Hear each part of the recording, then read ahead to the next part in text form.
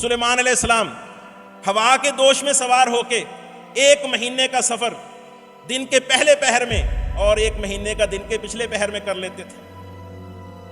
سب سے بڑا معجزہ جو اللہ کے رسول صلی اللہ علیہ وسلم کو ملا ہے وہ یہ کتاب ہے، قرآن مجید ہے۔ مشرکین مکہ نے آپ صلی اللہ علیہ وسلم سے نشانی اور معجزہ طلب کیا تو اللہ رب العزت نے آپ کو معجزہ عطا فرمایا۔ اقتربت الساعۃ وانشق القمر، چاند 2 ٹکڑے ہو گیا، ایک ٹکڑا پہاڑ کی دوسری طرف چلا گیا اور دوسرا اوپر رہا۔ اللہ اس عمل کو قبول کرتا ہے جس عمل کے اندر اخلاص بھی ہو اور رسول اللہ صلی اللہ علیہ وسلم کی سنت کے مطابق بھی ہو۔ بعض نے 27 رجب کی رات جو ہے وہ بیان کی کہ یہ 27 رجب کی رات کو آپ کو معراج ہوا، اس کے بارے میں بھی کوئی صحیح روایت موجود نہیں۔ سبحان الذي اسرى بعبده ليلا من المسجد الحرام الى المسجد الاقصى الذي باركنا حوله لنريه من آياتنا انه هو السميع البصير۔ قال رسول الله صلی اللہ علیہ وسلم من احدث في امرنا هذا ما ليس منه فهو رد، رواہ مسلم۔ بہت ہی پاک ہے وہ ذات جو اپنے بندے کو مسجد حرام سے مسجد اقصیٰ کی طرف رات کے ایک حصے میں لے گئی کہ جس مسجد کے ارد گرد ہم نے برکت رکھی ہے تاکہ ہم اسے اپنی چند آیات دکھلائیں، یقیناً وہ خوب سننے والا اور دیکھنے والا ہے۔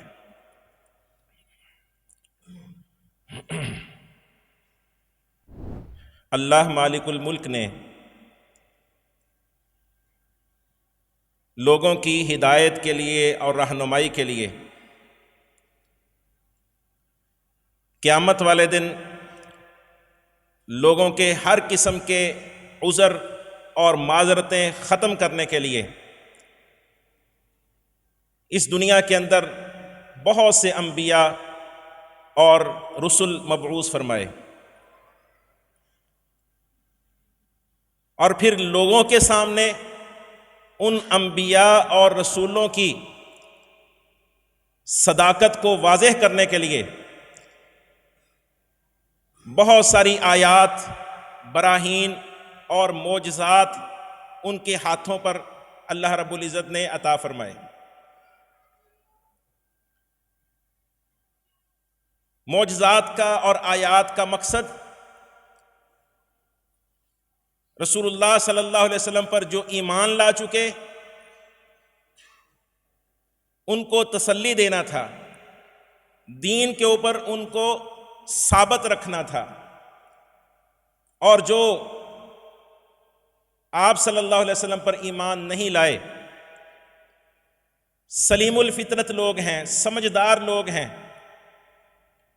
آیات و براہین کے ذریعے، معجزات کے ذریعے ان کو ہدایت کا راستہ دکھلانا مقصود ہوتا ہے۔ لقد ارسلنا رسولنا بالبینات وانزلنا معهم الکتاب والمیزان لیقوم الناس بالقسط۔ فرمایا کہ ہم نے اپنے کئی رسول بھیجے اور ان کے ساتھ کتاب کو نازل کیا، میزان کو نازل کیا، عدل و انصاف کو نازل کیا تاکہ لوگ انصاف کو قائم کریں۔ تقریباً ہر نبی کو اللہ رب العزت نے کوئی نہ کوئی معجزہ دیا ہے، اور معجزہ کہتے ہیں، معجزہ عجز سے ہے۔ معجزہ اس چیز کو کہتے ہیں کہ جو عام لوگوں کو عاجز کر دے، عام لوگ اس جیسا پیش کرنے سے لاچار اور بے بس ہو جائیں، ایسا ما فوق الاسباب، عادت کے خلاف، اسباب سے ہٹ کر جو معاملہ پیش کیا جاتا ہے انبیاء کی طرف سے، وہ معجزہ ہوتا ہے۔ اور اگر وہ انبیاء سے ہٹ کر ہو، عام لوگوں سے ہو، تو وہ کرامات ہوتی ہیں۔ اسلام معجزات اور کرامات کو ثابت کرتا ہے، کیونکہ یہ انبیاء کا اپنا فعل نہیں ہوتا، یہ فقط اللہ رب العزت کا فعل ہوتا ہے۔ جس طرح فرمایا وَمَا رَمَيْتَ إِذْ رَمَيْتَ وَلَكِنَّ اللَّهَ رَمَى۔ غزوہ بدر کے اندر اصحاب رسول 313 تھے اور دوسری طرف دشمن تقریباً 1000 تھا۔ اس وقت رسول اللہ صلی اللہ علیہ وسلم نے ایک مٹھی مٹی کی اٹھائی اور ان کی طرف پھینکی، فرمایا کہ ان میں سے 1000 افراد میں سے کوئی ایسا شخص نہیں تھا کہ جس کی آنکھوں میں وہ مٹی نہ پڑی ہو۔ فرمایا جب آپ نے وہ مٹی پھینکی تھی تو آپ نے نہیں پھینکی تھی، ولیکن اللہ رما، وہ اللہ کا فعل تھا، اللہ نے وہ مٹی پھینکی تھی۔ اللہ رب العزت نے ابراہیم علیہ السلام کو معجزات عطا فرمائے، آگ ان کے لیے ٹھنڈی کر دی۔ آگ کا کام ہے جلانا، آگ کی فطرت میں جلا دینا ہے، اب آگ کو ابراہیم علیہ السلام کے لیے ٹھنڈا کر دیا جانا اور ان کو نقصان نہ پہنچنا، یہ ان کا ایک معجزہ ہے۔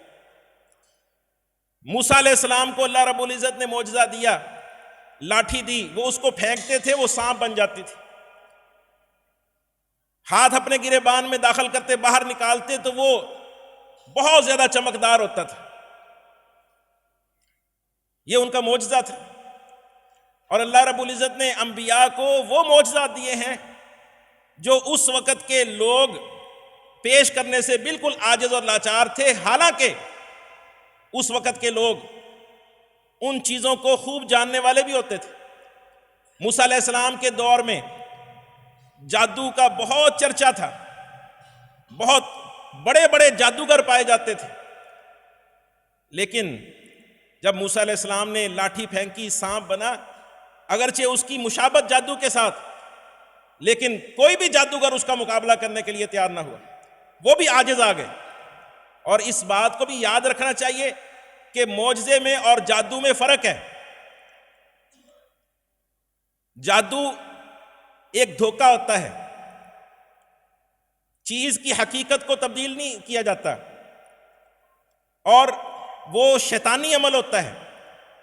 جادو کے اندر جادوگر لوگوں کے ذہنوں کے اوپر، لوگوں کے خیالات کے اوپر قبضہ کرتے ہیں۔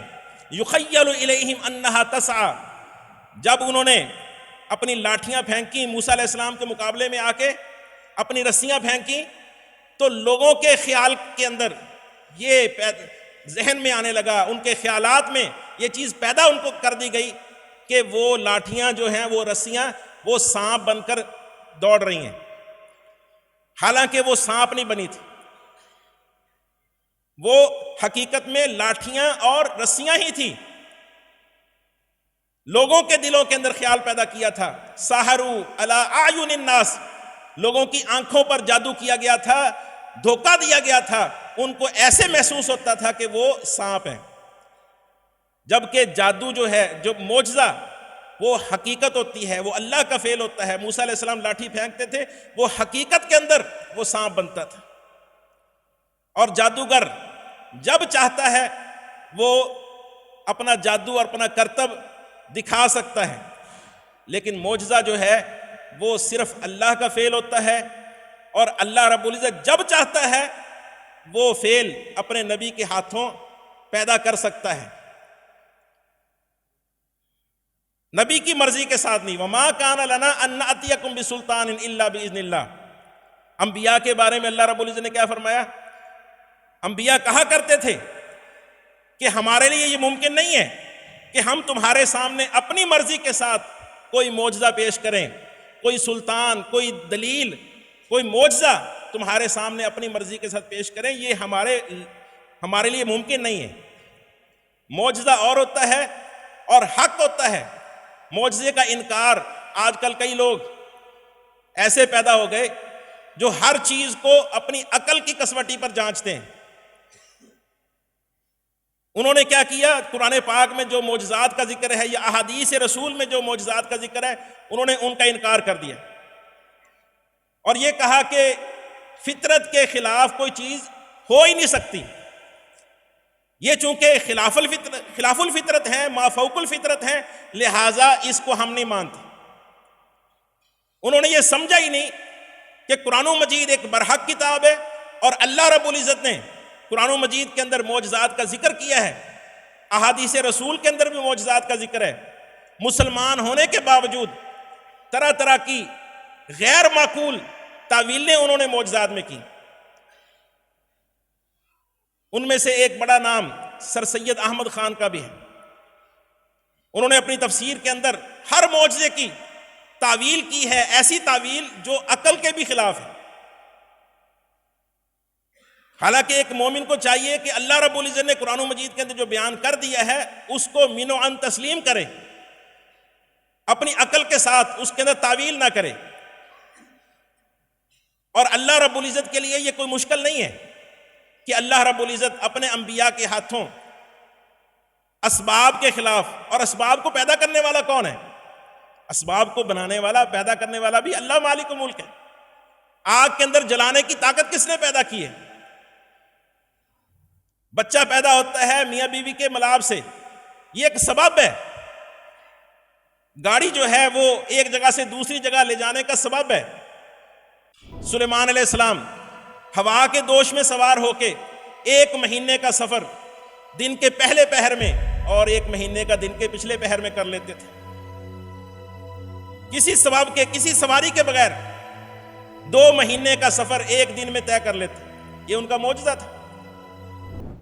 عیسیٰ علیہ السلام کے بارے میں اللہ تعالیٰ نے فرمایا کہ وہ ایک پرندے کی شکل بناتے تھے اور اس میں پھونک مارتے تھے، وہ زندہ ہو کے اڑنا شروع کر دیتا، اور ساتھ فرمایا بِإِذْنِ اللَّهِ، یہ ان کا اپنا فعل نہیں تھا، یہ اللہ کے حکم سے تھا۔ اُبْرِئُ الْأَكْمَحَ وَالْأَبْرَصَ وَأُحْيِي الْمَوْتَى بِإِذْنِ اللَّهِ، پیدائشی نابینا برس والا اس کو ٹھیک کر دیتے، ہاتھ پھیرتے وہ صحت یاب ہو جاتے، مردوں کو زندہ کر دیتے تھے، یہ بتلا دیتے تھے کہ تم اپنے گھر کے اندر کیا کھا کر آئے ہو اور کیا ذخیرہ کر کے آئے ہو۔ اور ساتھ بار بار اللہ رب العزت نے یہ لفظ بیان فرمایا بِإِذْنِ اللَّهِ، بِإِذْنِ اللَّهِ، یہ سب کچھ اللہ کے حکم سے تھا۔ ثابت ہوا کہ یہ معجزات یہ اللہ کا حکم ہوتا ہے، جب اللہ چاہتا ہے وہ معجزات اپنے نبی کے ہاتھوں ان کو عطا فرماتا ہے۔ رسول اللہ صلی اللہ علیہ وسلم کو بے شمار معجزات اللہ رب العزت نے عطا فرمائے۔ علماء نے اس کے اوپر کتابیں لکھی ہیں۔ امام بہقی رحمہ اللہ نے کئی جلدوں کے اندر دلائل النبوہ کے نام سے معجزات جمع کیے ہیں۔ ان جلدوں کے اندر رسول اللہ صلی اللہ علیہ وسلم کے ایسے واقعات جمع کیے ہیں جو فطرت سے ہٹ کر ہیں، اسباب کے بغیر ہیں۔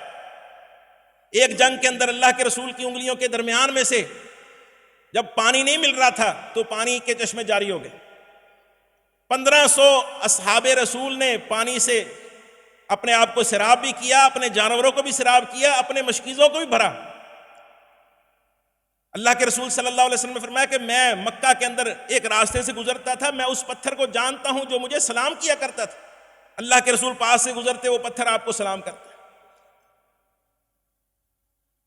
مشرکین مکہ نے آپ صلی اللہ علیہ وسلم سے نشانی اور معجزہ طلب کیا تو اللہ رب العزت نے آپ کو معجزہ عطا فرمایا۔ اقتربت الساعۃ وانشق القمر، چاند 2 ٹکڑے ہو گیا، ایک ٹکڑا پہاڑ کی دوسری طرف چلا گیا اور دوسرا اوپر رہا۔ اس طرح کے کئی معجزات اللہ رب العزت نے اپنے نبی صلی اللہ علیہ وسلم کو عطا فرمائے۔ سب سے بڑا معجزہ جو اللہ کے رسول صلی اللہ علیہ وسلم کو ملا ہے وہ یہ کتاب ہے، قرآن مجید ہے، یہ وحی ہے۔ صحیح بخاری کے اندر حدیث ہے، رسول اللہ صلی اللہ علیہ وسلم نے فرمایا کہ جو نبی بھی آیا ہے ما من الانبیاء نبی الا وقد اعطی من الآیات ما مثلہ آمن علیہ البشر، ہر نبی کو اللہ رب العزت نے کوئی نہ کوئی معجزہ دیا ہے، اس قدر دلائل دیے ہیں ان کی صداقت کے کہ لوگ ان کو دیکھ کر ان کو سچا تسلیم کریں، ان کے دل مطمئن ہو جائیں اور ان پر وہ ایمان لے آئیں۔ انما کان اوتیتہ وحیا اوحاہ اللہ الیہ، اللہ رب العزت نے جو مجھے معجزہ دیا ہے وہ یہ وحی ہے، یہ قرآن مجید ہے جو میری طرف وحی کیا گیا ہے۔ اور یہ ایسا معجزہ ہے دوسرے انبیاء آئے ہیں، ان کے معجزات اس دنیا سے واپس گئے، ان کے معجزات بھی ساتھ ہی چلے گئے۔ مجھے ایسا معجزہ دیا گیا ہے کہ میرا معجزہ قیامت تک باقی رہے گا، لہٰذا میں اللہ سے امید کرتا ہوں ان اکون اکثر تابعا یوم القیامہ، کہ سب سے زیادہ پیروکار ماننے والے قیامت والے دن میرے ہوں گے، کیونکہ مجھے ایسا معجزہ دیا گیا ہے جو کبھی ختم نہ ہونے والا ہے۔ قیامت تک اللہ رب العزت نے اس کی حفاظت کی ذمہ داری لی ہے۔ یہ اپنی فصاحت و بلاغت میں، یہ اپنی عمدہ بیانی میں اپنی مثال آپ ہے، اس جیسی کتاب کوئی نہیں دکھا سکتا۔ اس کو بار بار پڑھیں اور پڑھنے کا شوق پیدا ہوتا ہے، جذبہ پیدا ہوتا ہے۔ عام کتابیں ایک مرتبہ، 2 مرتبہ، 10 مرتبہ بندہ پڑھ لیتا ہے، پھر دوبارہ اس کو ہاتھ لگانے کو دل نہیں چاہتا۔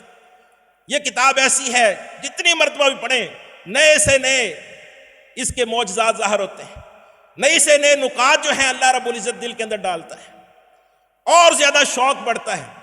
وقت کے گزرنے کے ساتھ، زمانہ بیتنے کے ساتھ یہ کتاب پرانی نہیں ہوتی، اس کے اندر کوئی تعارض نہیں ہے، کوئی اختلاف نہیں ہے، آپس میں باتوں کے اندر کوئی تناقض نہیں ہے۔ اللہ رب العزت نے یہ معجزہ عطا فرمایا ہے، اور رسول اللہ صلی اللہ علیہ وسلم کے دور میں بہترین قسم کے فصیح و بلیغ لوگ موجود تھے، عربی ادب کے ماہرین موجود تھے۔ اللہ رب العزت نے آپ کو ان کے مطابق معجزہ عطا فرمایا، ایسی کتاب دی، چلو فصاحت و بلاغت میں اس طرح کی کتاب بنا کر دکھاؤ، اس جیسا قرآن بنا کر دکھاؤ۔ اگر اس کتاب جیسی کتاب نہیں بنا سکتے، فَأْتُوا بِعَشْرِ سُوَرٍ مِثْلِهِ مُفْتَرَيَاتٍ وَادْعُوا مَنِ اسْتَطَعْتُم مِّن دُونِ اللَّهِ إِن كُنتُمْ صَادِقِينَ۔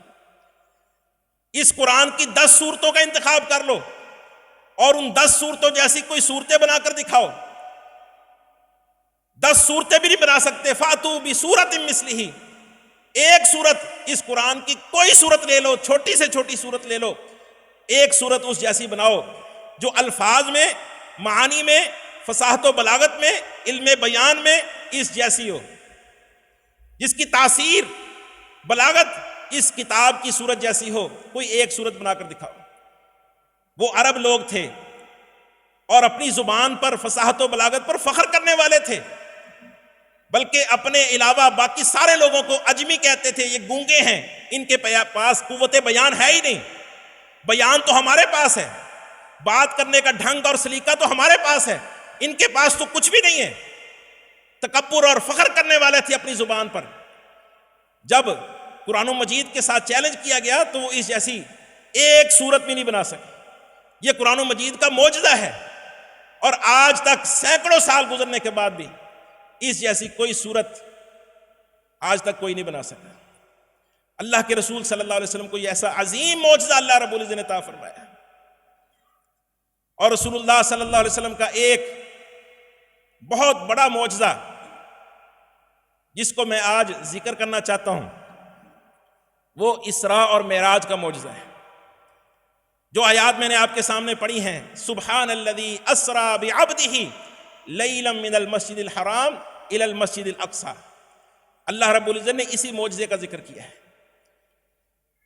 کہ اللہ بہت پاک ہے جو اپنے بندے کو مسجد حرام سے مسجد اقصی کی طرف لے گیا، اور وہ بھی رات کے ایک حصے میں۔ مہینوں کا سفر ہے، اور رات، پوری رات میں نہیں، رات کے ایک لمحے میں، ایک حصے میں اپنے نبی کو مہینوں کا سفر کروا دیا۔ بعض لوگ رسول اللہ صلی اللہ علیہ وسلم کے معراج کا انکار کرتے ہیں۔ یاد رکھیں، اللہ رب العزت نے اسراء کا ذکر قرآن مجید کے اندر کیا ہے، اور معراج کا ذکر، اسراء کہتے ہیں مسجد حرام سے مسجد اقصی کے زمینی سفر کو، معراج کہتے ہیں مسجد اقصی سے 7 آسمانوں کے اوپر سدرۃ المنتہا تک کے سفر کو۔ یہ معراج بھی 20 اصحاب رسول سے متواتر اسناد کے ساتھ ثابت ہے، متواتر ثابت ہے۔ اسراء تو ثابت ہے قرآن مجید میں، معراج احادیث رسول کے اندر ثابت ہے، اور یہ حق ہے۔ جو اس کا انکار کرتا ہے وہ دائرہ اسلام سے خارج ہے۔ اور کئی لوگ کہتے ہیں رسول اللہ صلی اللہ علیہ وسلم کو صرف خواب آیا تھا، معراج نہیں کروایا گیا تھا، معراج صرف خواب کا واقعہ ہے۔ اللہ رب العزت نے یہاں پر الفاظ بیان فرمائے ہیں، اسریٰ بعبدہ، اللہ تعالیٰ اپنے بندے کو لے گیا۔ عبد کا لفظ صرف روح پر نہیں بولا جاتا، روح اور جسم دونوں کے مجموعے کو کہتے ہیں۔ اگر یہ خواب کا واقعہ ہو تو رسول اللہ صلی اللہ علیہ وسلم کی گویا کہ روح کو معراج کروایا گیا، آپ کا جسم مکہ کے اندر موجود تھا، تو اس پر عبد کا لفظ نہیں بولا جا سکتا۔ عبد کے لفظ سے ثابت ہوتا ہے کہ روح اور جسم کے مجموعے کے ساتھ آپ صلی اللہ علیہ وسلم کو ساتوں آسمانوں کے اوپر لے جایا گیا۔ اور لفظ سبحان قرآن مجید کے اندر ہم غور کریں، اللہ رب العزت کی جہاں پر بہت بڑی قدرت بیان کرنی ہوتی ہے اللہ نے، وہاں پر یہ لفظ سبحان ذکر کیا جاتا ہے۔ اور یہاں پر بھی جب اسراء کا واقعہ پیش کیا گیا، بیان کیا گیا، تو اللہ رب العزت نے لفظ سبحان سے ذکر کیا۔ اس سے ثابت ہوتا ہے کہ سبحان کے بعد جو واقعہ ذکر ہو رہا ہے وہ بہت عظیم الشان واقعہ ہے۔ اور دوسری بات یہ کہ جب معراج سے آپ صلی اللہ علیہ وسلم واپس تشریف لائے، آپ نے اپنے اصحاب کے سامنے، قریش مکہ کے سامنے اپنی اس معجزے کا ذکر کیا، تو مشرکین مکہ نے اس کو جھٹلانا شروع کر دیا۔ اگر یہ صرف خواب کا واقعہ ہوتا تو خواب کے اندر تو بندہ کہاں سے کہاں پہنچ جاتا ہے، سویا ہوتا ہے ادھر، اور خواب کے اندر اس کی روح جو ہے وہ کہاں سے کہاں پرواز کرتی رہتی ہے، تو پھر اس کو جھٹلانے کا کوئی معنی نہیں بنتا۔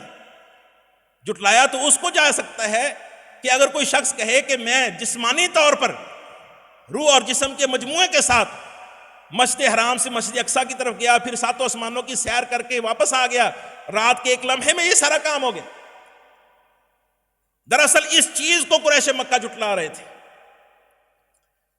تو یہ اسراء کا واقعہ اور معراج کا واقعہ یہ برحق ہے، اللہ رب العزت نے اسراء اور معراج رسول اللہ صلی اللہ علیہ وسلم کو کروایا۔ اس کے اندر اللہ رب العزت نے بہت ساری نشانیاں آپ کو دکھلائی۔ مسجد اقصیٰ میں گئے ہیں، انبیاء کو اللہ رب العزت نے وہاں پر جمع کیا، آپ نے انبیاء کی جماعت کروائی، آپ کو سید الانبیاء کا لقب ملا، آپ کے سامنے 2 پیالے پیش کیے گئے، ایک کے اندر شراب تھی، ایک کے اندر دودھ تھا، آپ نے دودھ کو منتخب کیا۔ جبریل علیہ السلام کہنے لگے کہ اگر آپ شراب لے لیتے غوت امتک، آپ کی امت گمراہ ہو جاتی۔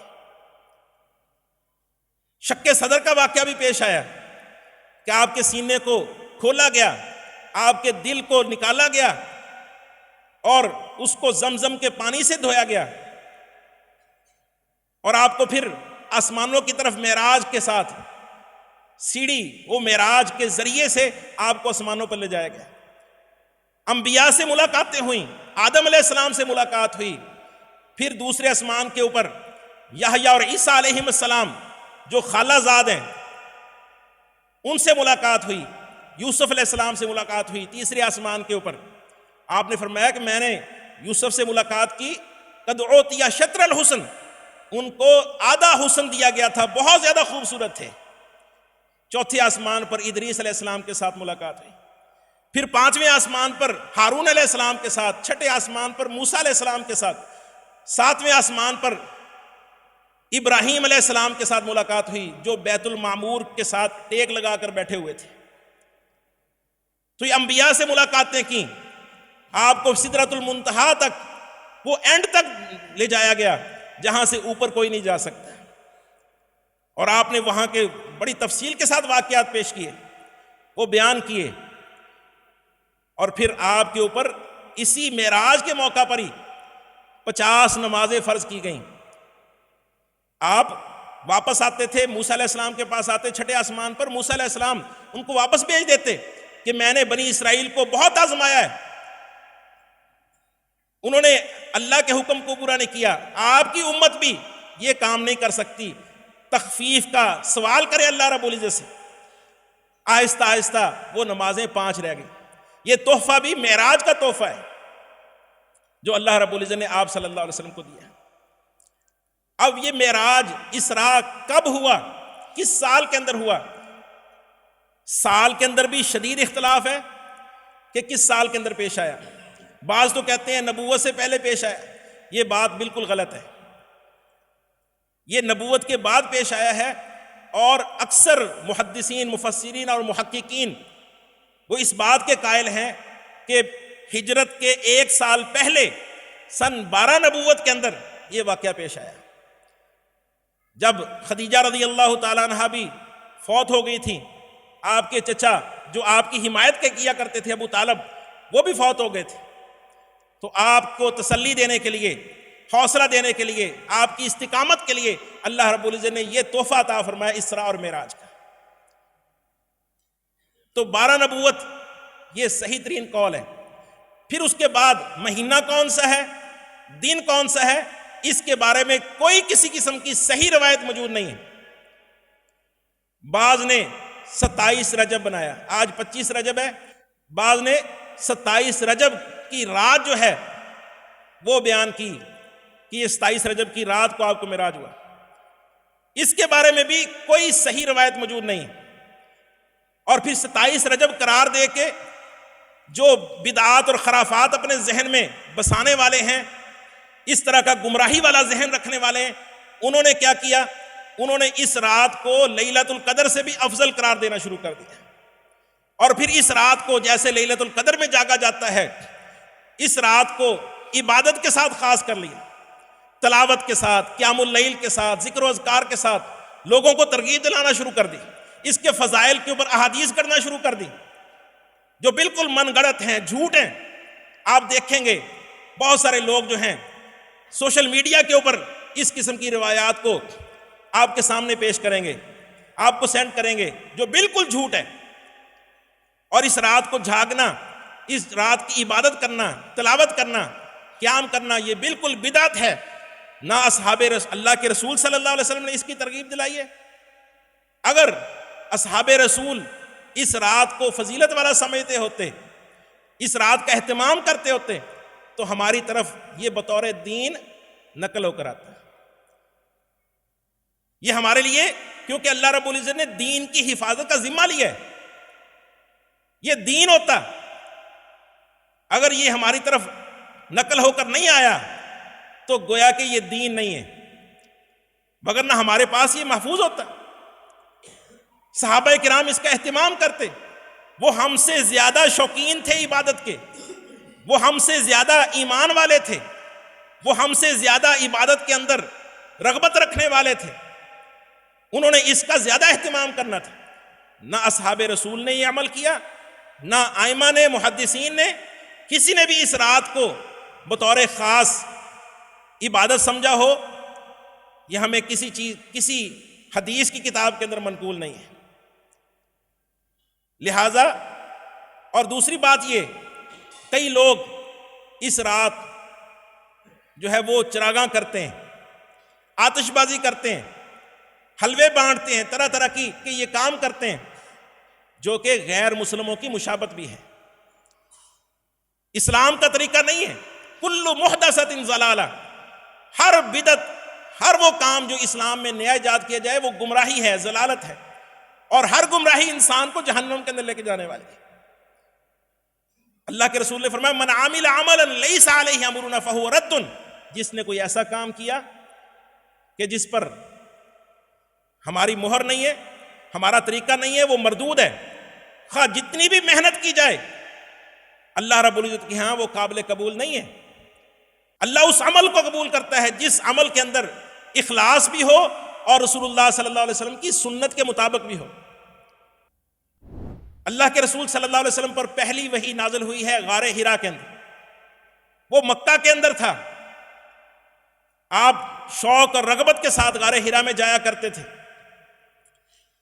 صحابہ کرام 13 سال اللہ کے رسول کے ساتھ مکہ میں رہے ہیں، نہ اللہ کے رسول اس کے بعد، نبوت ملنے کے بعد، نہ اصحاب رسول کسی نے بھی اسپیشل اس نیت کے ساتھ کہ وہاں پر پہلی وحی نازل ہوئی تھی، وہاں ایک مقدس مقام ہے، وہاں کا سفر کیا ہو، کسی نے بھی نہیں کیا۔ کسی نے بھی نہ اس جگہ کو مقدس سمجھا اور نہ ہی اس دن کو، جس دن پہلی وحی نازل ہوئی تھی، اس دن کو مقدس سمجھا۔ وہ عام دنوں کی طرح گزر جاتا تھا۔